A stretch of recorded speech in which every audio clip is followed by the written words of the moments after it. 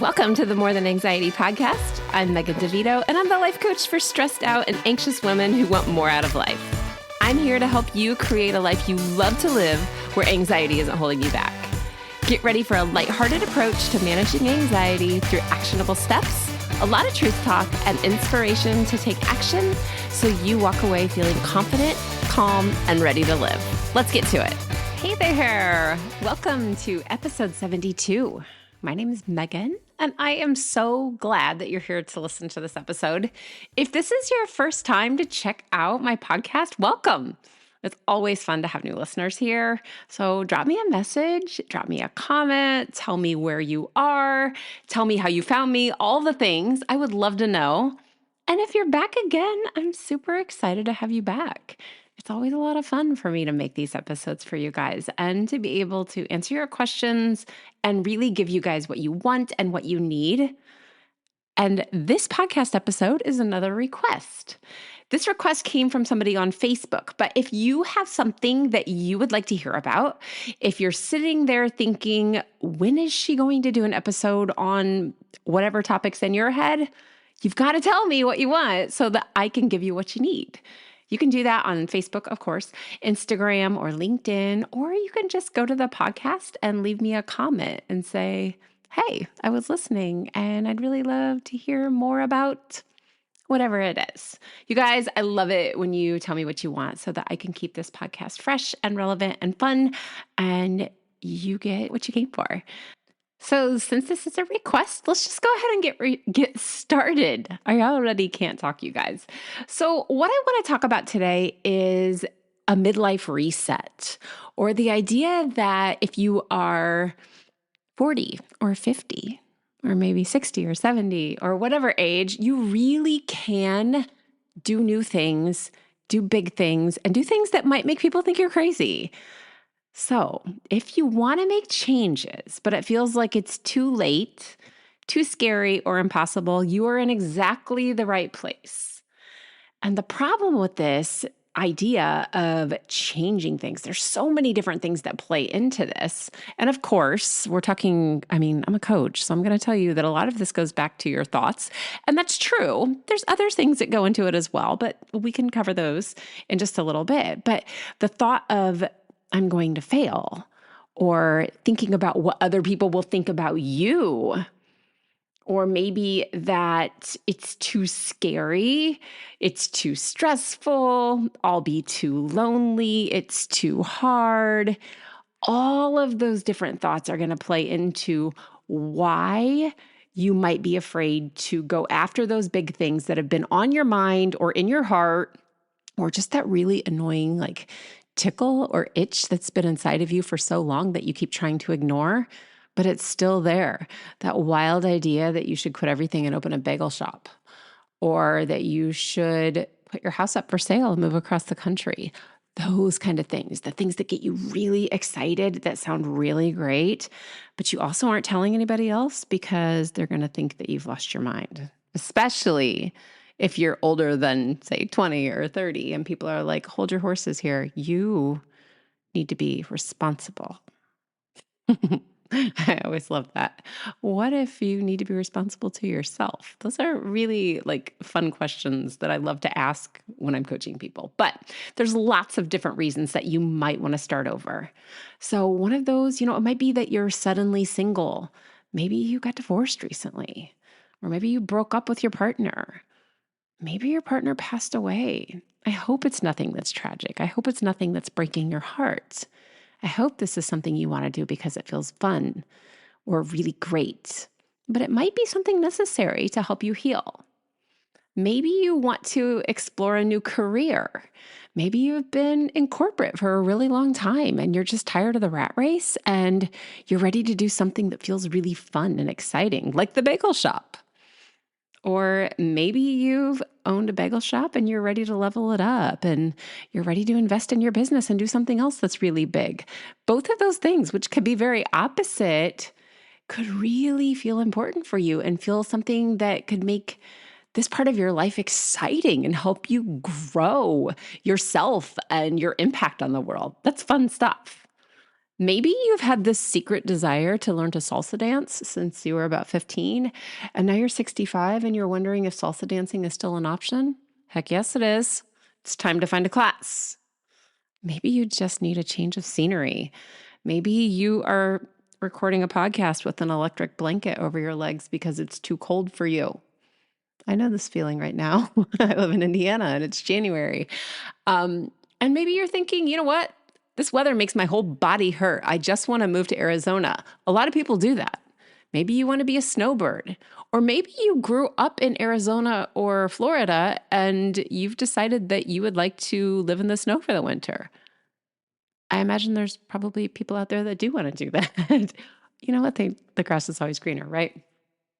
And maybe your idea is I raised my kids and here I am, but my kids have all moved away. They've moved, maybe you're even lucky enough to have your kids live in a sort of a similar geographic area. Maybe they all moved to, I don't know, somewhere. And you're still stuck hundreds of miles away and you're like, "No, I just want to move. I want to be with my family." Amazing. You have an opportunity right in front of you, even though it feels big. So there's lots of reasons that you might want to start over. But the problem is that it's really easy to stay where you are because it feels secure. It's familiar. You have a job. It's a good job. You're really successful. You have friends and they're amazing. And you might have friends, you may have family here. You might still have cousins and aunts and uncles and kids and parents here. And the location's really not that bad. I mean, it doesn't really matter that my hands and my legs hurt or that I would be happier if the sun was shining more. No, hold on. That could keep you right where you are. But that tickle or that annoying feeling or that itch inside of you isn't going to quiet down if there's something telling you you need to go bigger. So you might ask other people for advice. But let's remember what happens here. When you ask your friends, they might tell you that you're already amazing. You are so good. You're beautiful. You're so successful. Why would you even think about that? You should be grateful for what you already have. That's a big one because when you ask other people, if you ask people who love you and care about you, they're going to continue to love and care about you. And they don't want you to change because that's threatening to your friendship and to them. So all of these different thoughts, your friends' thoughts, your family's thoughts are all going to keep you right where you already are. But what if that's not right where you want to be? But when they say those things, you start to think, oh, this might be too risky. You know what? I think I'm too old. I'm going to put the brakes on that right now. Are you ready? You're not too old. I want to tell you about some women who, yes, I had to Google, who didn't find success until they were over 40. Yes, I know I'm 48, so maybe I'm right in the mix of this. But if you are 40 or anything greater than that, I just want you to listen to this. You might know, if you're over 40, you've probably heard of Julia Childs. If you're listening to this as a high schooler or a 20 or a 30-year-old, you might say, who the heck is that? There's a movie about her you can watch, or you could probably have your grandma's cookbook. Okay, Julia Childs didn't even learn how to cook until she was 36. And she didn't make a cookbook until she was 50. 50, not even one cookbook. And imagine not being able to cook until you're 36. I know there's a lot of people who don't know how to cook. I just learned how to cook way before that. So to me, I'm like, what? What did she eat?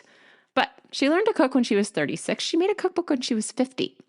Let's talk about Vera Wang, the amazing designer who was 40 when she started designing something, and she designed her own wedding gown.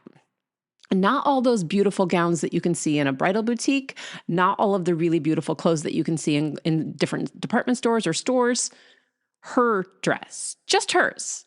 She was 40 when that happened. And then let's just talk about Nina Zagat, the restaurant critic who was a corporate lawyer who just liked to cook and didn't start critiquing restaurants until she was 48.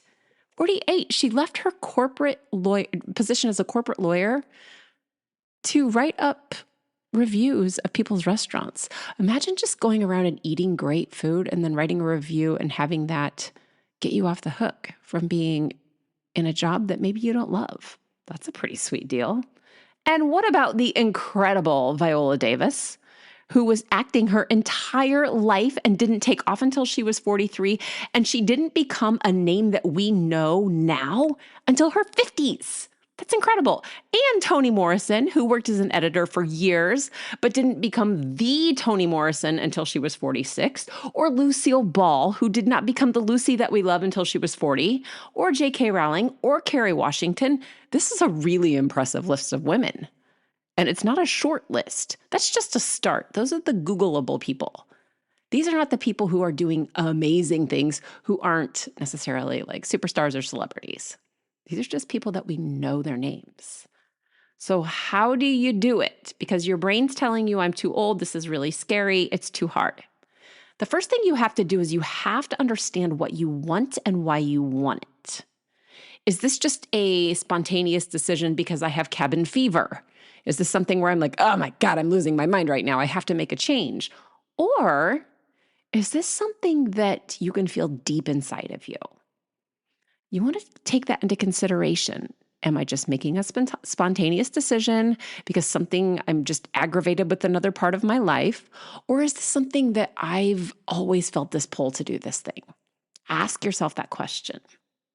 Because there are always going to be risks and benefits of moving or changing your career, or I guess salsa dancing. You could you could sprain your ankle, or you could, I don't know, have a wardrobe malfunction, something like that. You might meet someone who you fall in love with, and that could get crazy. There's so many things that could happen.